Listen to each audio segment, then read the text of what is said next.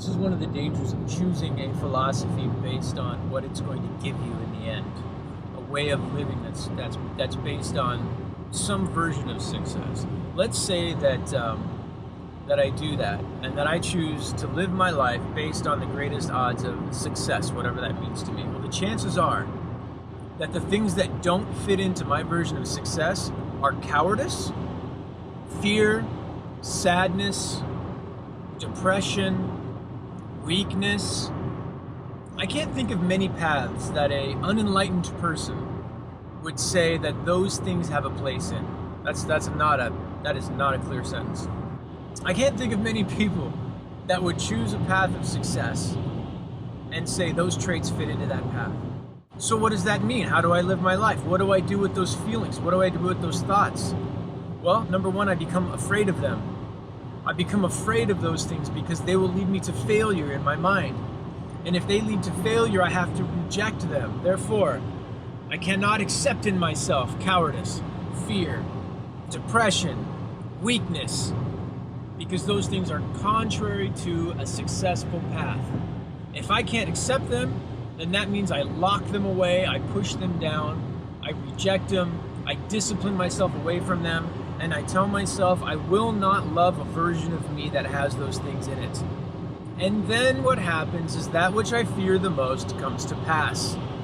And those things smolder and mold and grow in a dark place locked inside of myself as I live reactively against them, even if they don't exist. I am constantly going to live a life where I prove to myself that those things are not in control, and that I take every opportunity to prove I am not those things, because they don't fit with my version of success, and because I reject them, lock them away, and I'm afraid of them, they actually dominate my life.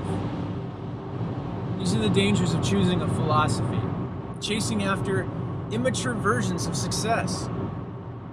How about we just have the courage to seek the truth, whether it brings us success or not? How about we have the courage to look inside, to face the demons, the dragons that dwell within us? How about we have the courage to quiet ourselves and listen? How about we have the courage to deconstruct, to find out who we really are no matter what we find, and have the courage to love what we find no matter what we find?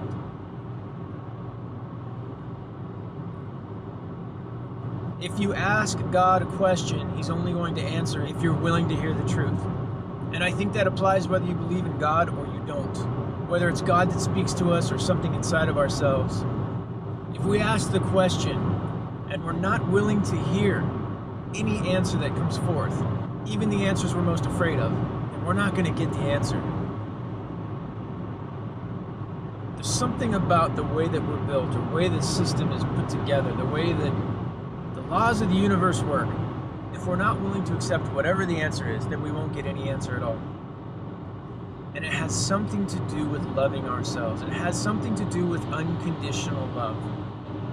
This idea that love conquers all, I think this is what it means. That we will hide the truth from ourselves until we prove to ourselves we love ourselves no matter what the truth might be. And others will do the same.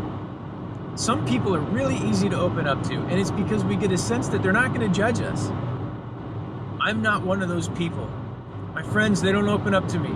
And then our friendships, they're not very good because they can see in me judgment. They can see that there's things I'll accept and won't accept. There's things I'll love and won't love. So they be who I want them to be, or they just don't participate in my life because they don't need that shit from me. And they're right.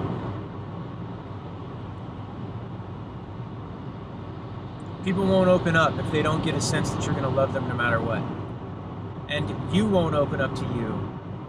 And I won't open up to me if I don't get the sense that I'm going to love me no matter what.